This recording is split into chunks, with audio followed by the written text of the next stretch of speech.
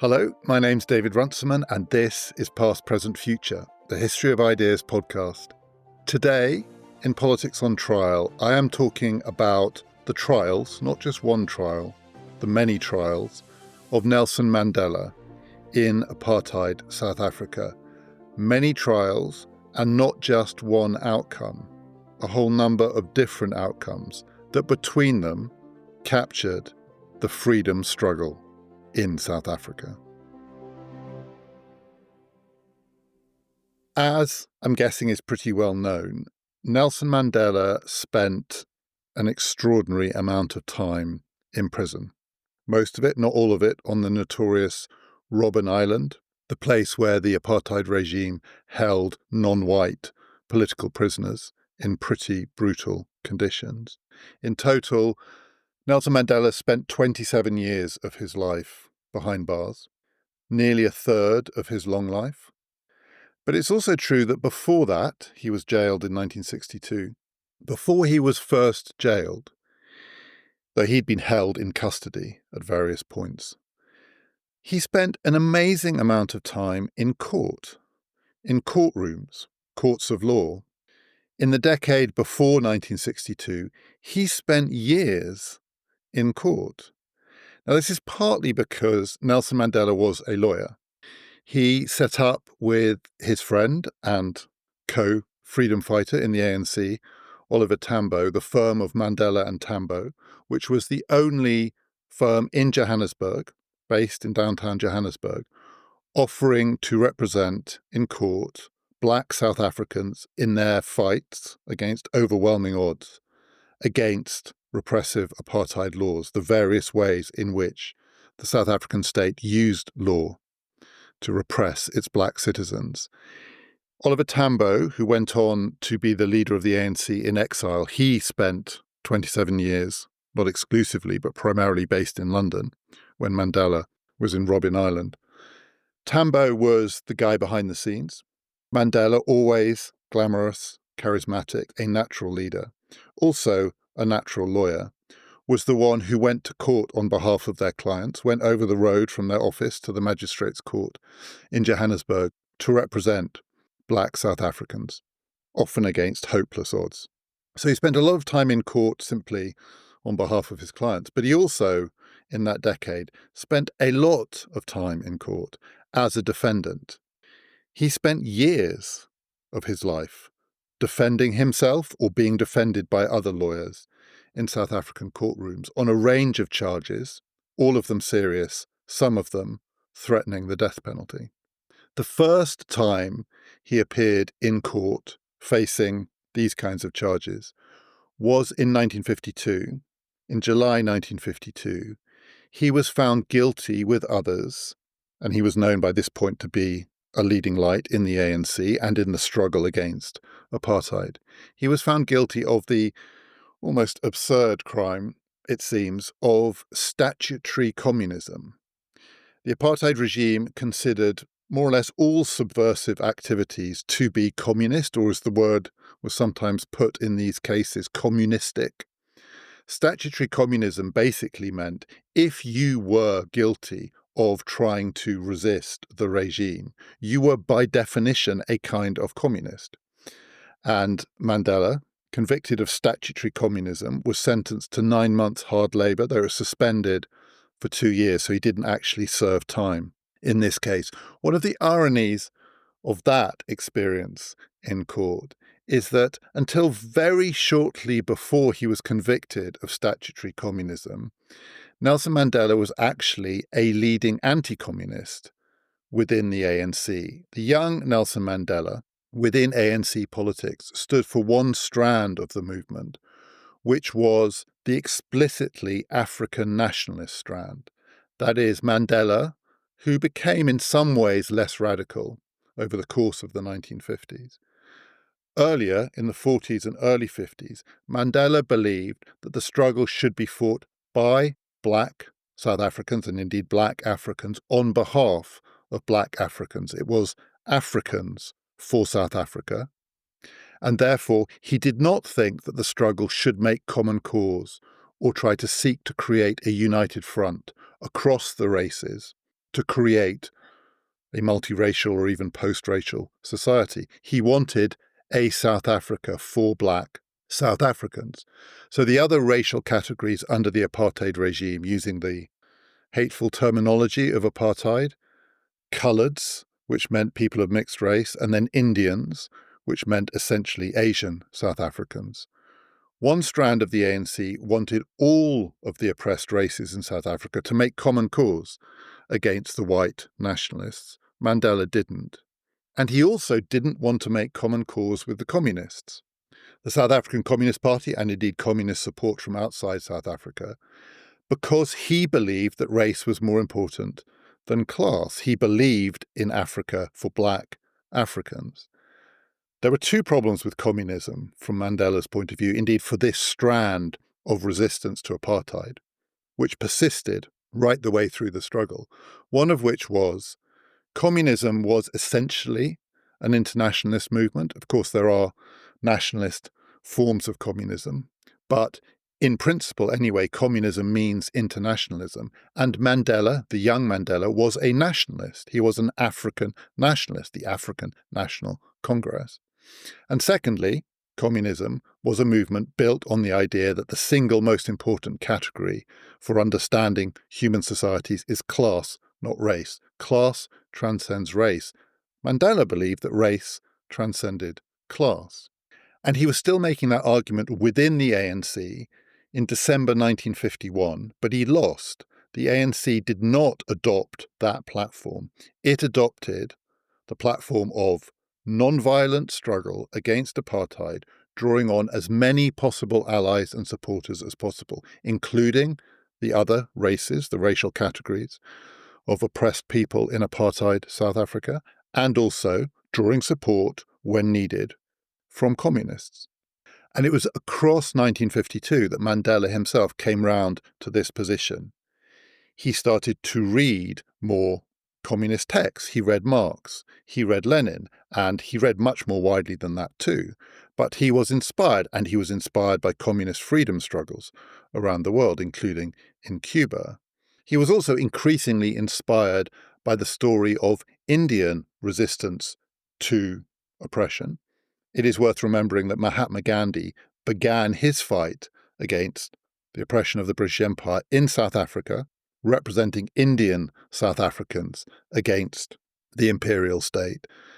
Mandela became increasingly influenced by reading Gandhi, by thinking about the example of Nehru in India, and he became much more ecumenical, much more open to the idea that non-violent and broad-based resistance was the way to go. So, convicted of statutory communism, he was never a communist, and until about that time, he was a staunch anti-communist, but he changed his mind. The next trial that he faced was the really long one, the so-called treason trial or treason trials, because there were a whole series of legal proceedings that ran from 1956 to 1961, in which Mandela and many, many, many other leaders of all different strands of resistance to apartheid South Africa were charged with treason. Treason, which was a crime that carried potentially the death penalty.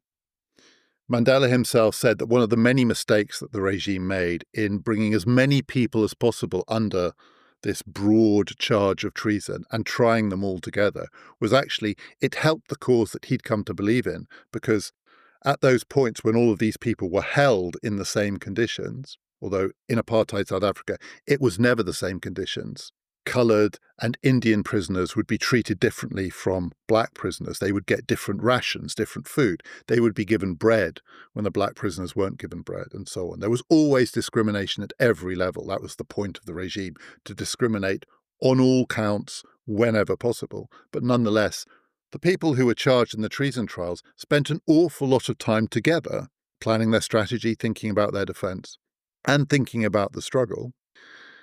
The trial lasted for 5 years, preliminary hearings, eventually the trial itself, and they ended in acquittal. Mandela and the others were acquitted. The next trial was in 1962. This time, Mandela, who after being acquitted in the treason trial, went underground and started to campaign not simply for non-violent resistance, but for various forms of violent resistance to the apartheid regime. That was the second big shift that he made, from non-violence to violence. He was always clear about this, never a pacifist. He was always a resistor. But he became the leader of the armed wing of the ANC, and indeed was responsible for setting up the campaign of sabotage. He was captured in 1962. The regime had learnt its lesson in the treason trial. It had massively overreached. This time, in a way, it underreached. Mandela could easily have been charged, if not with treason, then certainly with sabotage. But in 1962, he was charged with two offences. One, organising strikes, and secondly, travelling outside of South Africa without the right papers, without the right permission, which indeed he had been doing. He'd been doing both of those things, organising strikes, and he'd just been on a long tour of various African countries to raise money, to try and raise money for weapons, and also to learn from successful freedom struggles in other places. This time he was found guilty, and he was sentenced to 5 years in prison. While imprisoned on Robben Island, he was moved to Robben Island. He was brought back into court for the final of his trials, the so-called Rivonia trial, because while Mandela was jailed, the South African authorities had effectively stumbled across a small building on a farm in a place called Rivonia, which had been a meeting place, a hideaway meeting place for leading lights in the ANC and various of their supporters. And they found people there who were all arrested. But they also found, more importantly, a whole cache of documents, some of them written by Mandela, many of them mentioning Mandela, setting out the new strategy, not just the sabotage campaign, but also at least a potential strategy of guerrilla warfare. In this trial, Mandela and 8 others, there were 9 defendants in the Rivonia trial. Again, they were not, to many people's astonishment actually, they were not charged with treason. There was only one treason trial for Mandela, and he was acquitted in that trial. This time, they were charged with sabotage and also with conspiracy, effectively conspiracy to overthrow the state, based on the documents that were found and also the evidence of witnesses who had turned state's evidence, including one of the leaders of the ANC's sabotage campaign became a witness for the prosecution. And again, in this case, Mandela and 8 of the 9 defendants, not all 9, Mandela and the other 8 were found guilty. In this case, the trial ended with a sentence of life imprisonment, and Mandela was to serve much of the rest of his life as a result of that sentence on Robben Island. Not all of it on Robben Island. The conditions improved in the 1980s, but much of it on Robben Island. That's the bare outline of the story of the Mandela trials. But in a series about political trials, one of the things that's most interesting to me about this story is that not only did the trials have different outcomes, but also Mandela himself adopted very different strategies in the different trials. As a lawyer, a lot of this is the story of a lawyer on trial. The line between defendants, prisoners, and lawyers is very blurred in this story, as we'll hear. Defendants are lawyers, lawyers are sometimes defendants. Mandela adopted a very different strategy because he had to address the fundamental question of all political trials. So he was clear throughout. These were political trials. The regime had put him and his co-defendants on trial for purely political reasons. These were often fixed, these trials, or at least aspects of them were fixed. The evidence was extremely unreliable. In many cases, the pressure from the regime on the courts was huge to get a certain outcome. If they weren't exactly show trials, they weren't a million miles away from that. And yet they were also trials. So this is a theme of this series. In political trials, often the fix is in. The result is foreordained. The regime, the authorities, the people in power want to use a court of law not to do justice, not to do law, but to do the most brutal, oppressive, repressive forms of politics, which was true in this case. But these are still trials. They are still happening in courts of law. And in courts of law, there are lawyers and judges and procedures and precedents and arguments to be made and witnesses to be questioned and evidence to be challenged. And the dilemma in many ways always is, how seriously do you take the fact that as well as being a political event, this is also a legal event? Do you, for instance, recognize the authority of the court? Do you try and seek an acquittal? Do you try to use the little gaps within the system that allow defendants to make a case, to make a speech, to hire lawyers, to push back, that allow defendants to say, this is not the way it's done. Look, there are rules here. There are procedures here. You, the court, you, the prosecutor, you, the authorities, are the ones breaking the law. Do you do that? Or in doing that, do you recognize the legitimacy of the regime? That dilemma, which is always there, it's come up over and over again in this series. Do you recognize the authority of the court in the hope of getting a better outcome, but in doing so risking that you turn a political event into something that it seems like you have acquiesced in, a political event designed to oppress you? You have become the agent of your own oppression. Mandela had to face that question in all of these trials. And he came to different conclusions in the different trials. So in the treason trials, he and his co-defendants were determined to seek an acquittal. They thought the charges against them were an outrage. They were aware this was a political process, of course they were.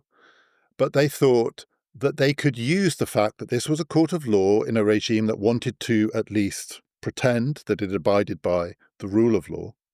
It was a process in which there was a preliminary hearing that was very, very long. There were all sorts of questions and challenges. The original charges were thrown out.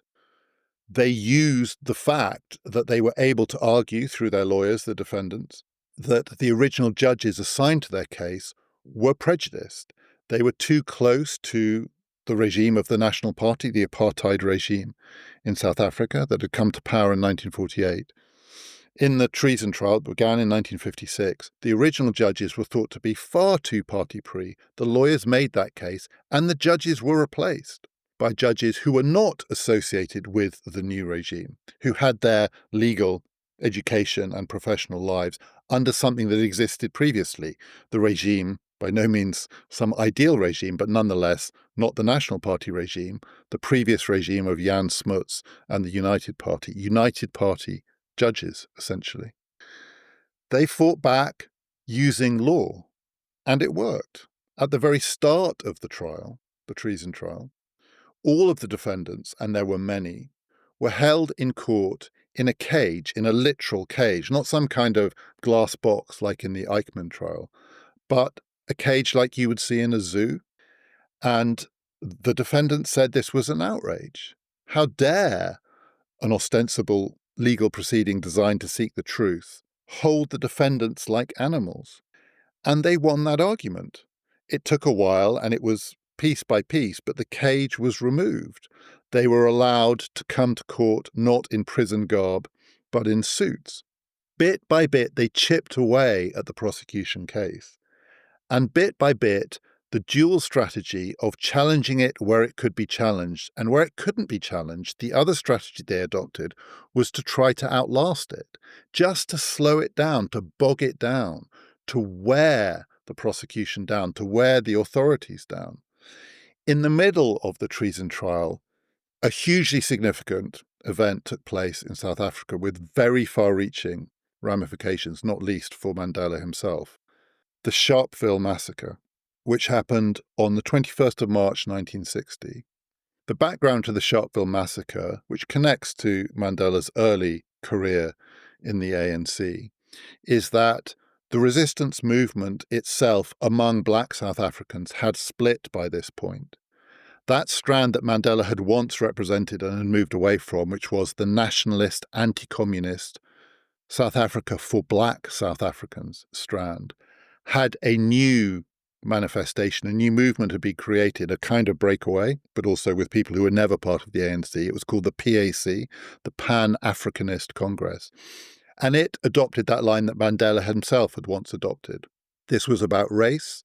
This was black Africans fighting for a black South Africa, not making common cause, not with Indians, not with coloureds, not with communists, and going further than the ANC, which was thought to have gone soft.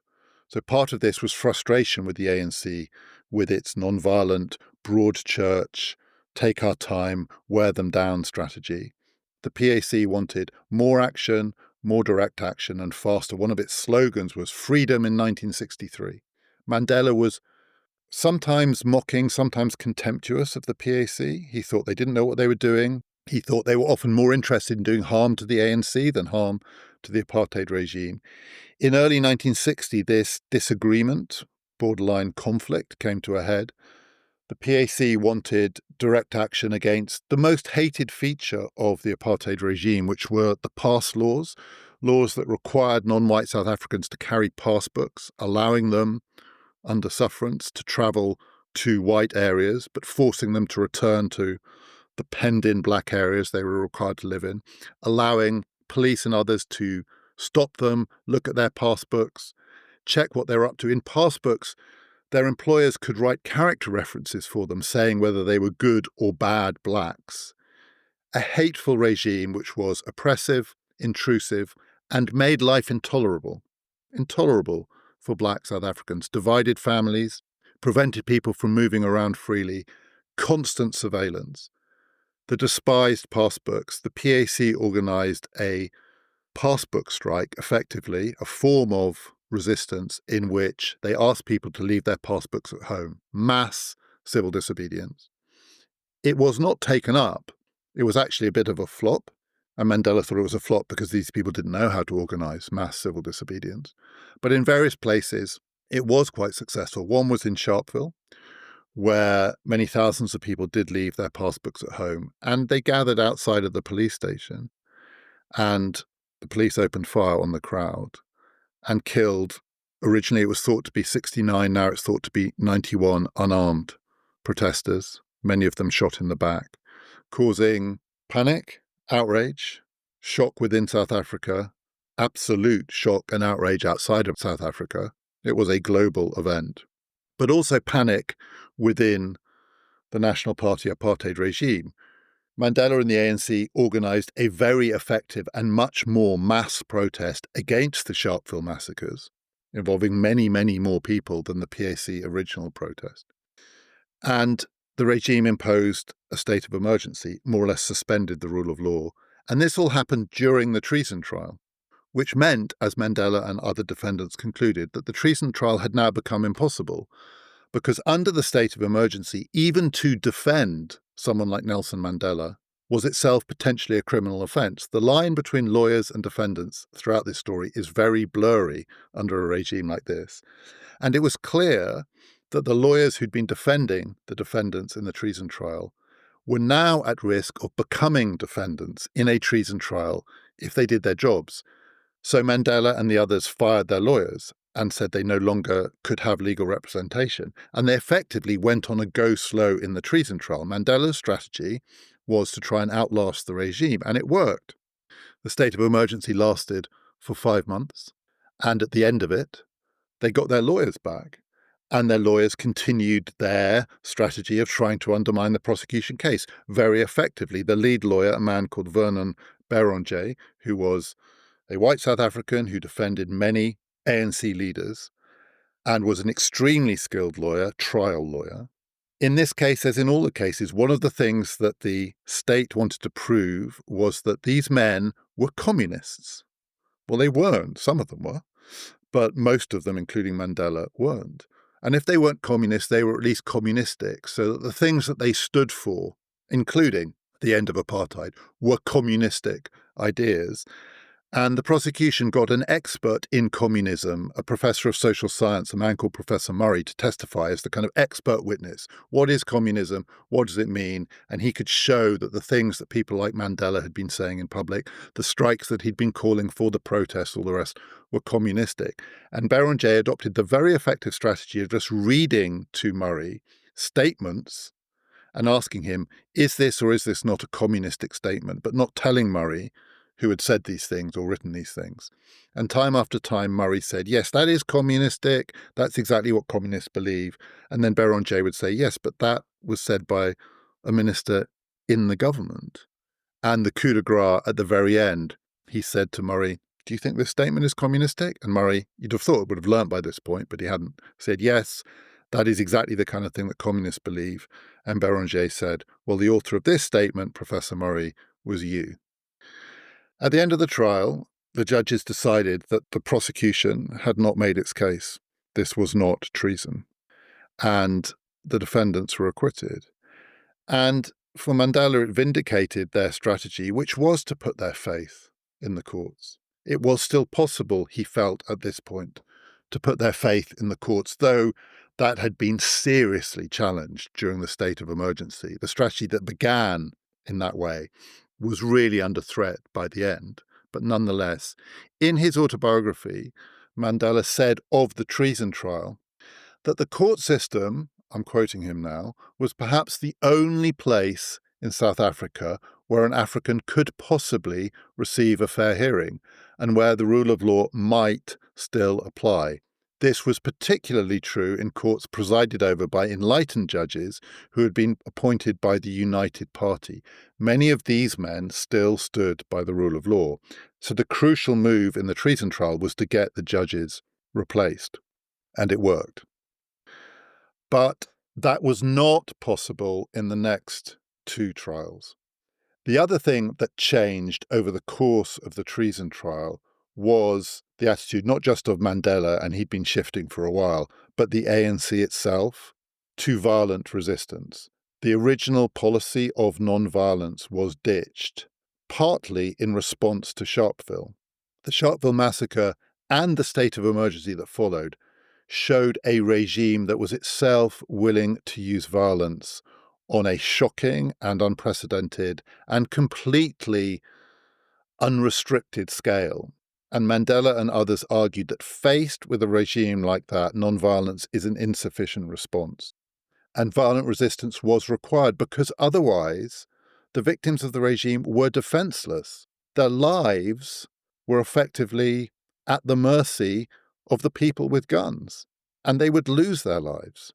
There was also a feeling, which was widespread, that at some point it might be necessary to prepare for civil war, though the ANC's strategy and indeed philosophy was always to try to avoid civil war, and Mandela's philosophy was always to take the steps that gave the best chance of South Africa itself not collapsing into civil war. Civil war was the thing that would be most likely to make a multiracial democratic society impossible. They often held up, Mandela and other ANC leaders, the example of the Boer War, which eventually produced apartheid South Africa. It was a Boer regime, an Afrikaner regime. The Boer War, an extremely violent, unbelievably divisive struggle. The scars still hadn't healed 50 years later. Part of the reason apartheid South Africa existed was because of the scars, the memory, the legacy, the resentments of the Boer War. They did not want to replicate that. They did not want post-apartheid South Africa to be born in a struggle that was comparable to the Boer War. So violent resistance was partly undertaken in order to prevent the worst form of violence of all.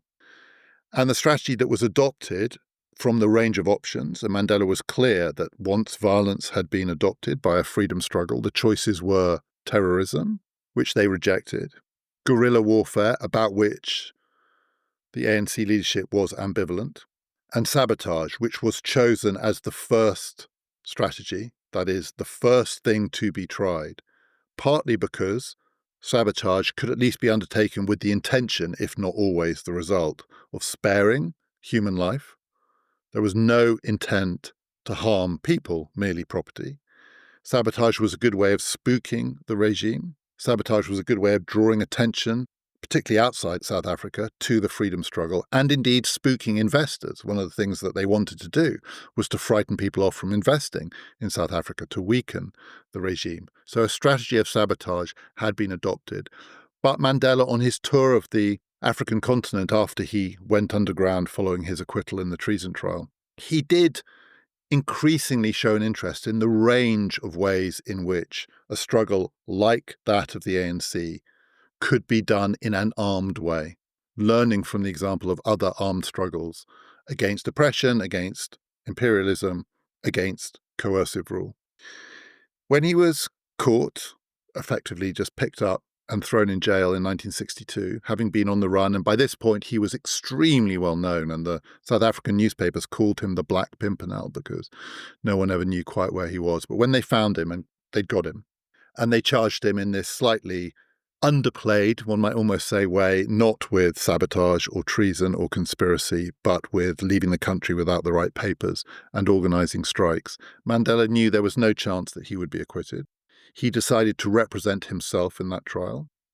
He treated the trial not as something with a possible legal outcome, but as a purely political event. So his strategy was entirely communicative, not legalistic. Though he was always a lawyer, he never resisted the temptation to challenge a procedure that seemed to go against the rules, or a misstep or a misjudgment by the prosecution. But still, in that trial, he attended when he could in African dress. His strategy was to speechify when he could, make speeches rather than to question and interrogate. He did not call any witnesses. He made a conscious decision that he would not appeal the verdict, whatever it was. This is, again, one of the dilemmas of political trials. When you are the victim of an unjust verdict, do you appeal it on the grounds that you want to overturn it? Or is the risk of appealing the verdict that you seem to sanction the system that has produced that verdict? And does appealing look weak? Is it like, in a way, asking for a kind of mercy or leeway from the regime that you're trying to overthrow? Mandela thought it absolutely did seem weak. It did seem like almost begging for something less bad from the regime. He wouldn't do it. He was sentenced to 5 years in jail, and he knew that he would have to serve it.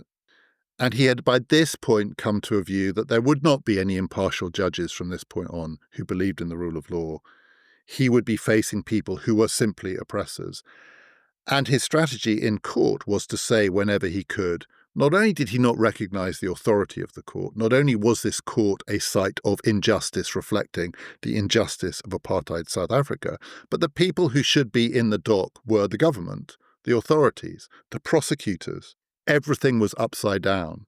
That was the new strategy.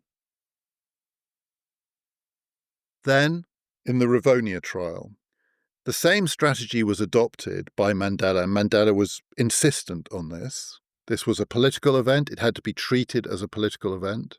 There was almost no hope. Well, there was absolutely no hope of acquittal, but there was almost no hope of getting any kind of recognizable legal outcome from this. It was politics all the way down. And it was, in that sense, violence all the way down. So it had to be resisted appropriately. But in the Rivonia trial, there were some aspects that made it difficult and different relative to the trial of Mandela himself. He'd been picked up on his own in 1962. He had represented himself. That was a trial of Mandela. This was not just Mandela. There were 8 others. Some of them, like Walter Sisulu and others, were as implicated as Mandela was by the documents, by their leadership of the ANC. But some of the other defendants were much more tangential. There was a thought that some of them, even in as unjust a case as this, an unjust prosecution, might have been acquitted. There was a chance with skillful lawyers to emphasize the difference between Mandela and some of the others, and to use the court, to use questioning, cross-examination of witnesses, questioning the evidence, to challenge the prosecution case. So even if Mandela believed that in his own case that would be futile, he could not insist on it as the strategy for everyone else. That was one complication. The second difference in this trial relative to the one that preceded it, which resulted in the 5-year sentence. In this case, they were charged not with treason, but with sabotage and conspiracy to effectively overthrow the regime. Treason was the more serious charge. Treason came with a mandatory death penalty, but sabotage and conspiracy came with at least the possibility of the death penalty. That was the most serious punishment that was available, and it was available. And there was wide expectation that it would be the result.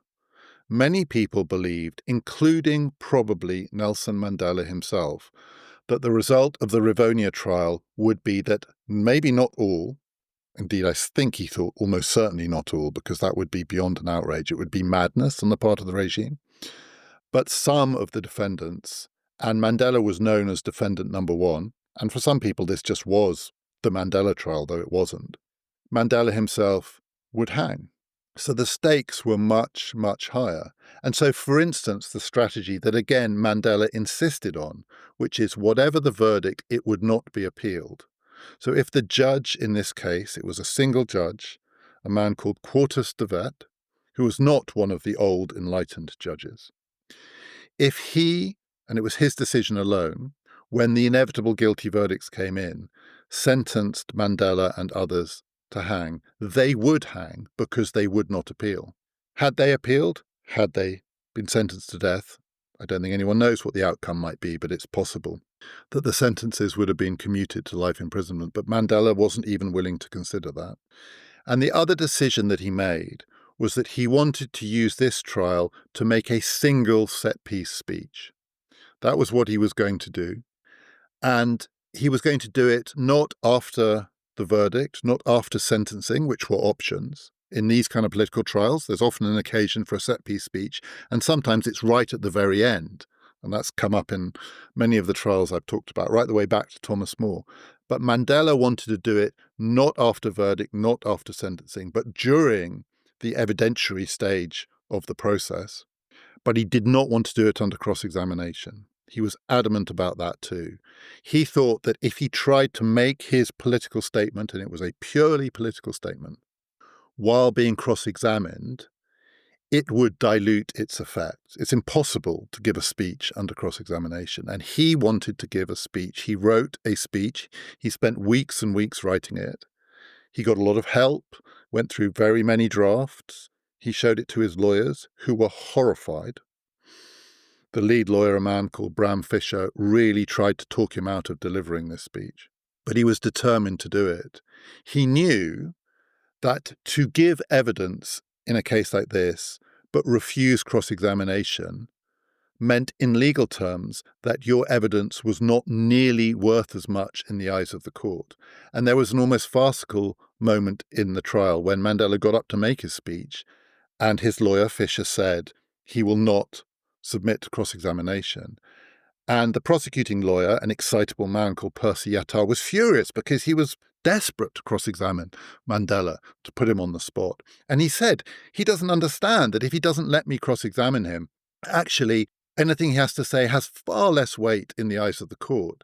And the judge and Fischer, and indeed everyone else, said to the prosecutor, he knows that.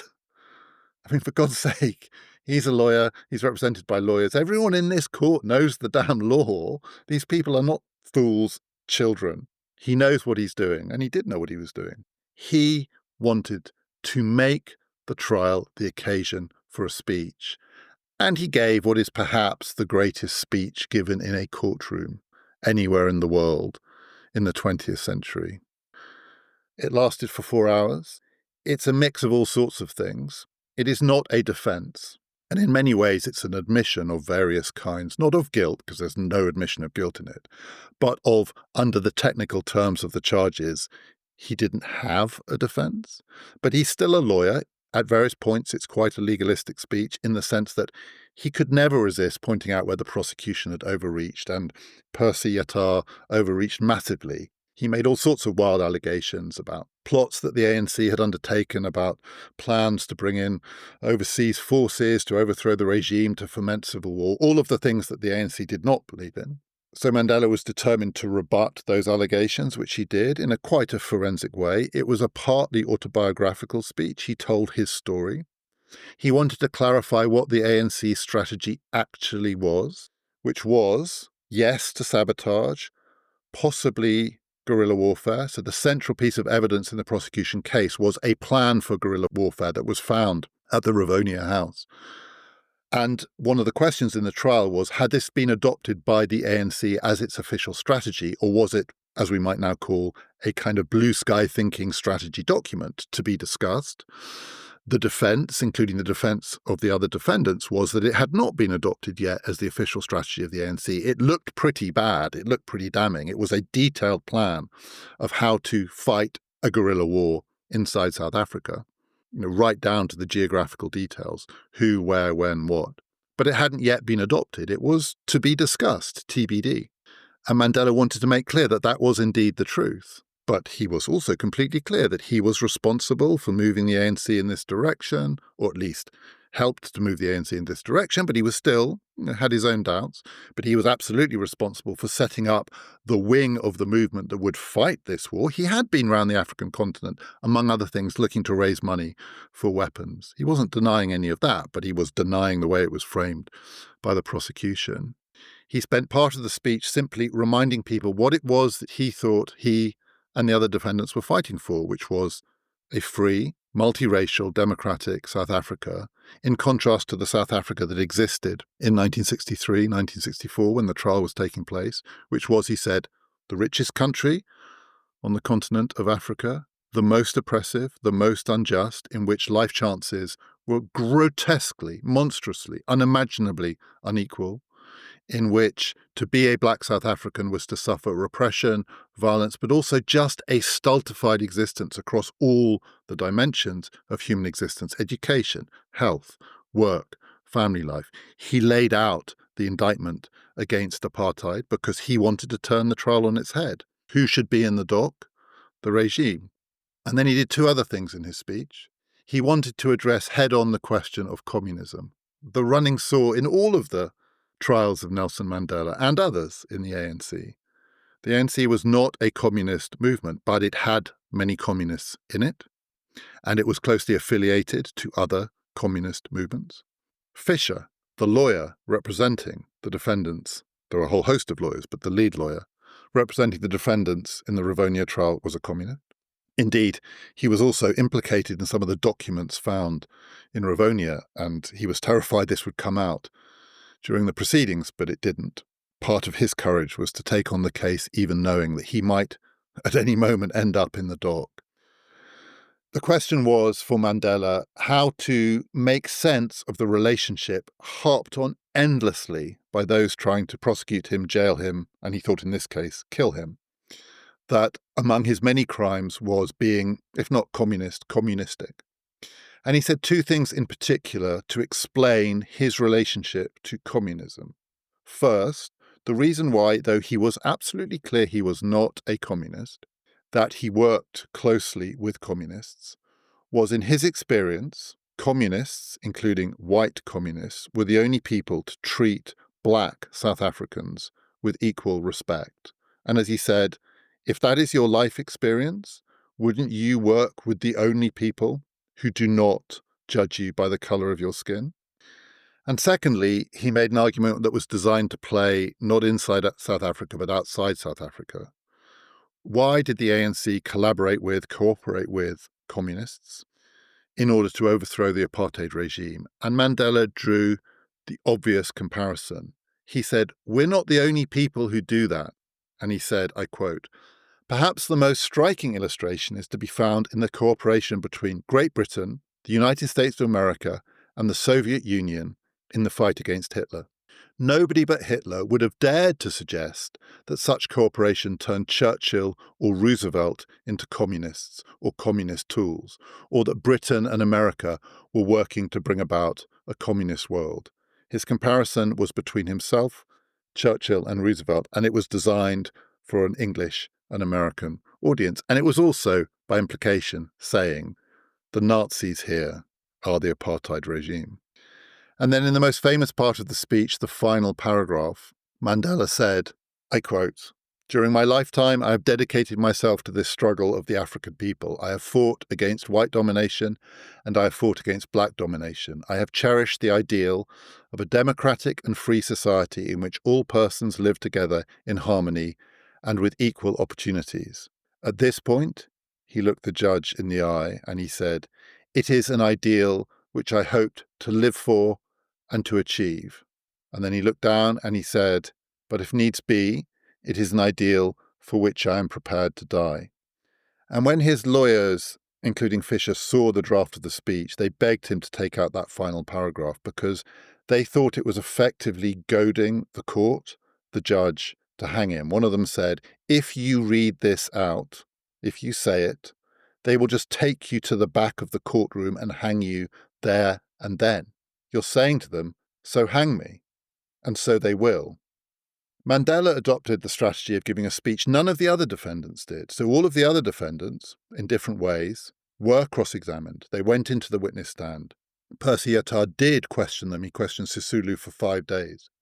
They offered various kinds of defences. They challenged accusations that were made against them. They and their lawyers pushed back. Their lawyers cross-examined the prosecution witnesses, including the ones who had turned state's evidence. They challenged some of the documents that were produced. Mandela did none of that. Mandela just gave his speech, and that was it. So Mandela's strategy was different from that of the others.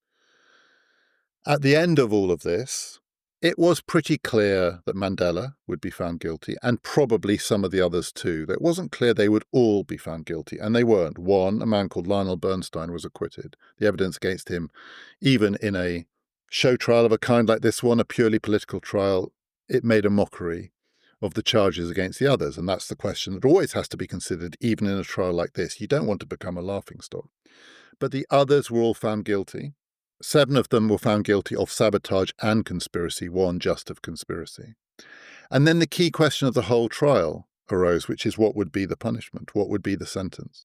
The guilt, innocence question, though it was important, of course, for many of them and for the one who was acquitted and managed to escape South Africa, crucial. But really, the discretion for the judge lay in sentencing. And there was a 3-week gap between the verdict and the sentencing. During those 3 weeks, enormous international pressure was brought to bear on South Africa. The world was watching at this point. Nelson Mandela was a world-famous person by this point. And it was focused on him, but not exclusively on him, but Mandela was the focus of this. People were terrified that the regime would hang Nelson Mandela. Britain, which was thought to be the country that might be able to exert most influence over the regime, many leading British politicians were desperate for the government. It was still a Conservative government at this point, the dying days of the Conservative government in Britain, to exert pressure on the regime. The British government was wary for 2 reasons. One, not particularly edifying, which was Britain had extensive business interests in South Africa, and they were worried about muddying those waters. But the other, much more respectable reason, and indeed shrewd, was that the regime was enormously counter-suggestible. The apartheid regime, the National Party regime, was paranoid. It was a no one likes us, we don't care regime.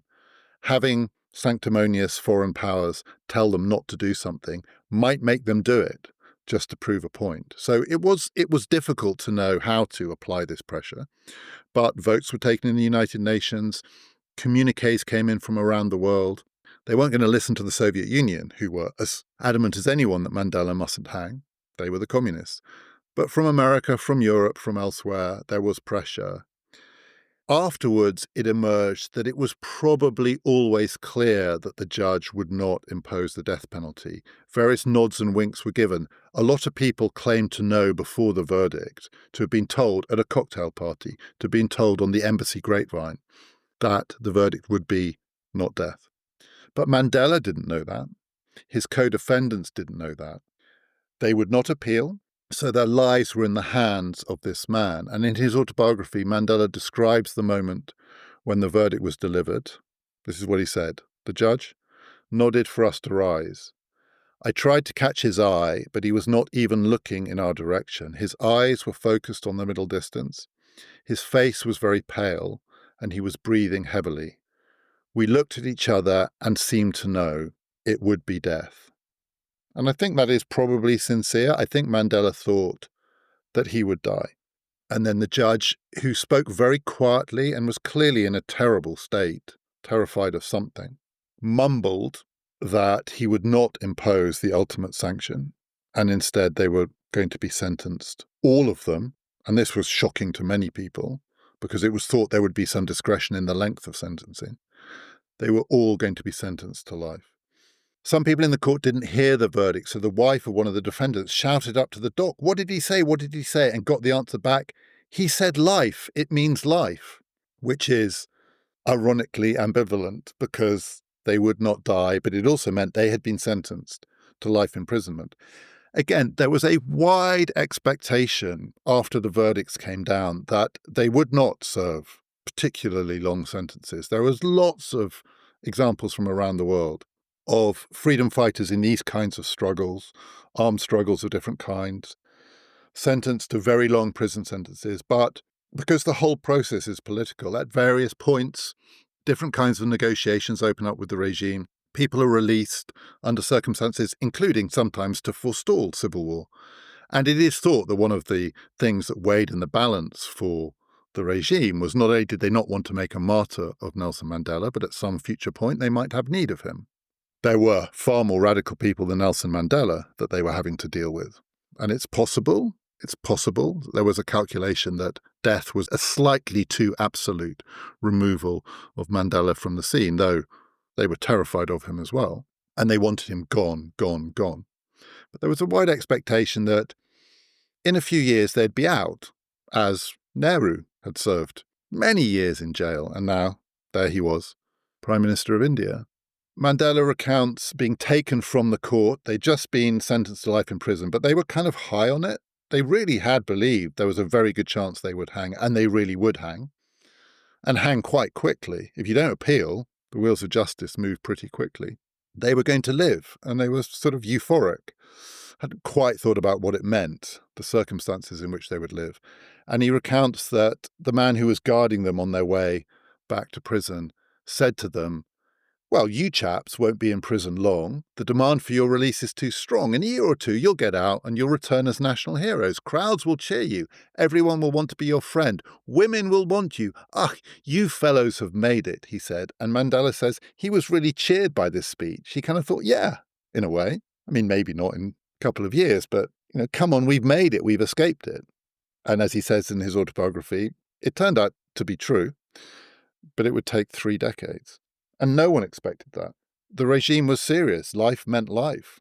They weren't actually, in the end, keeping him aside because they thought he might be useful, at least not for decades.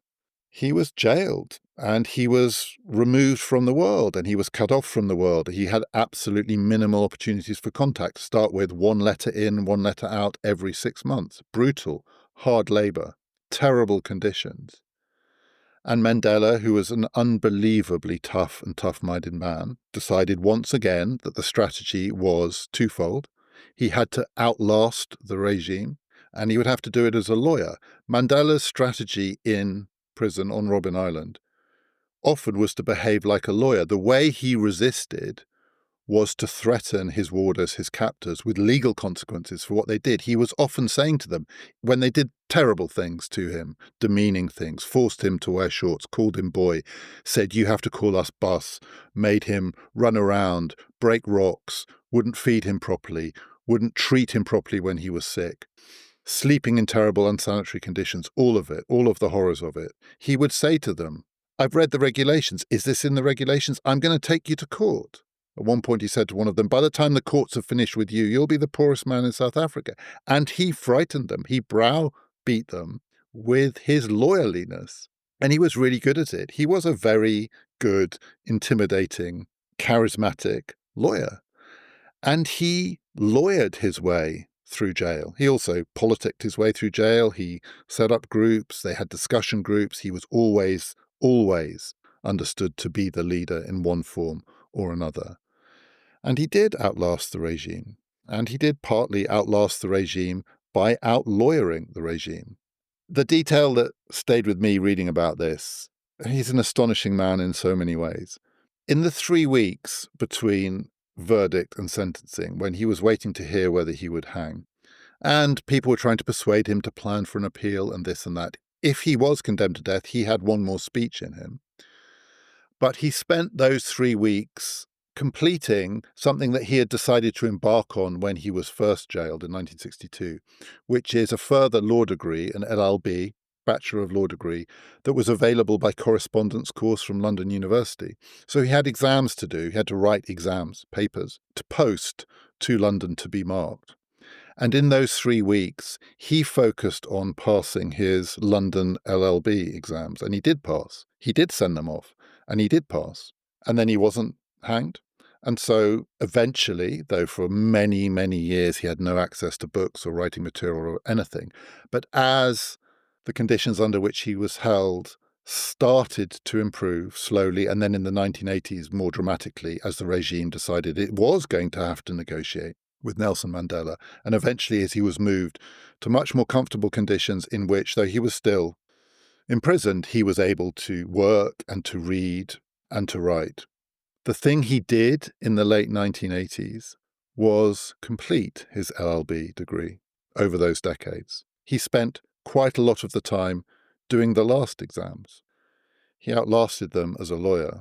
And in this set of cases, one of the many extraordinary features of it is just how thin that line was between lawyer and defendant. Mandela was a lawyer and a defendant. He was a defendant and a lawyer. He defended others as a lawyer, and he found himself on trial, eventually on trial for his life. And he had lawyers, not in all cases. In the second trial, he defended himself, the second of the big three trials.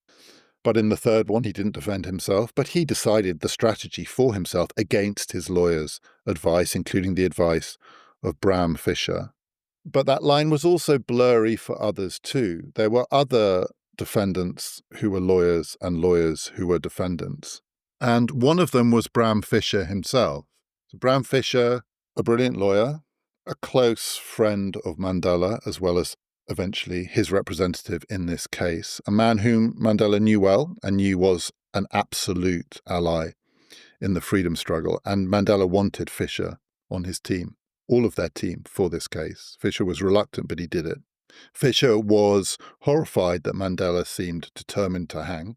Fischer was relieved when the verdict came in and then the sentencing was life, not execution. Fischer went to visit Mandela, the first person that Mandela was allowed to see 3 weeks after he was sentenced.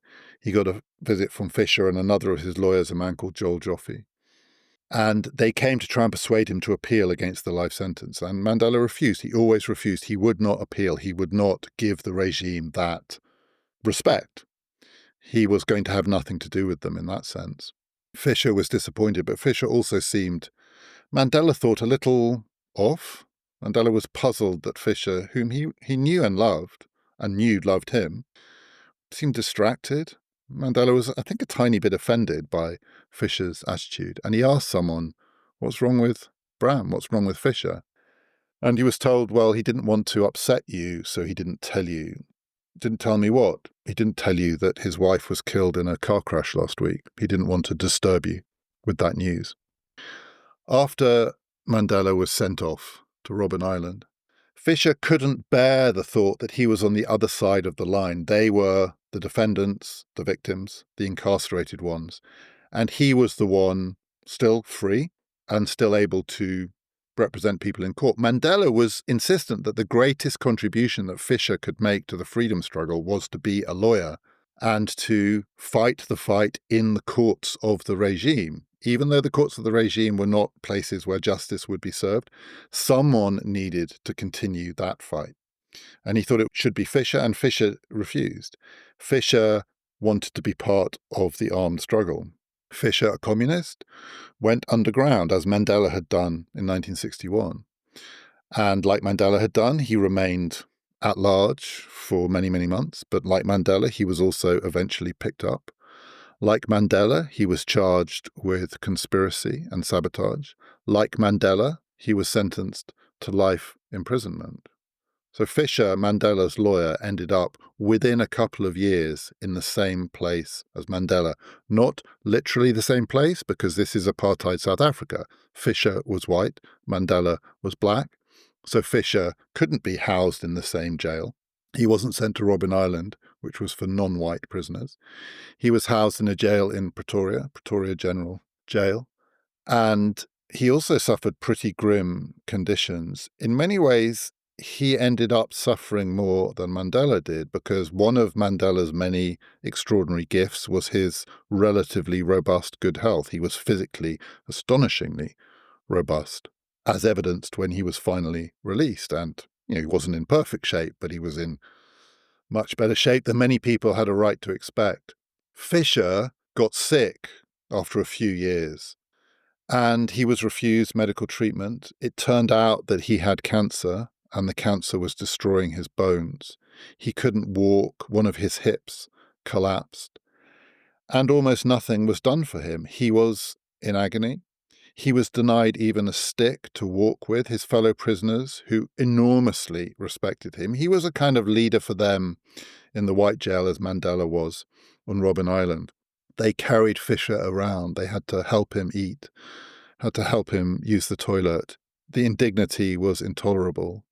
He was only released a few weeks before his death. And he wasn't really released. He was just sent under house arrest to the house, I think, of his brother, where he died after the most appalling suffering. He never got his freedom. He never got to see how the story ended. Fisher, Mandela's lawyer, suffered a worse fate than Mandela.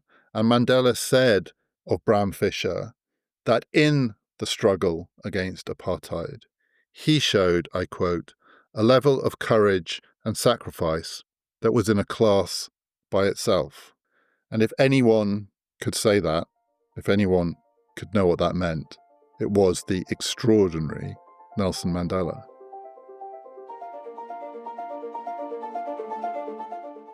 That is the last for now of Politics on Trial, but we haven't finished. There are more to come in the new year, including the Gang of Four in China, the O.J. Simpson trial, the Saddam Hussein trial. Still more very interesting trials to come. But what we have got now, and will be running as our Christmas season, we're aware it's not super Christmassy, I'll say that up front, are the podcasts that we have been recording this autumn, as I think many people will be aware, in our film season at the Regent Street Cinema in London. The season isn't yet quite complete. The final film is still to come, and there are still tickets available. If you would like to come to the Regent Street Cinema on Friday the 19th of December, again, it's not a very Christmassy occasion this, but you may want a break from all of that. Come and watch David Cronenberg's A Dangerous Method, a film about Freud, Jung and their relationship with women, after which I'll be recording a podcast with the psychoanalyst and feminist Susie Orbach. And we are going to be putting out the 6 podcasts plus a special bonus episode for the 6 films and podcast conversations that we have recorded over the past few months. We're going to be starting with the film Rope by Alfred Hitchcock and the conversation that we recorded afterwards with the crime writing duo, Nicci Gerrard and Sean French. They write as Nicci French. We're going to be talking about murder, psychology, but also, in the case of that film, the weird influence that was attributed to Friedrich Nietzsche on the mind of murderers. These are all films of ideas, very, very different kinds of ideas, actually very, very different films. We start with Hitchcock and Nietzsche. That's next time. This has been Past, Present, Future.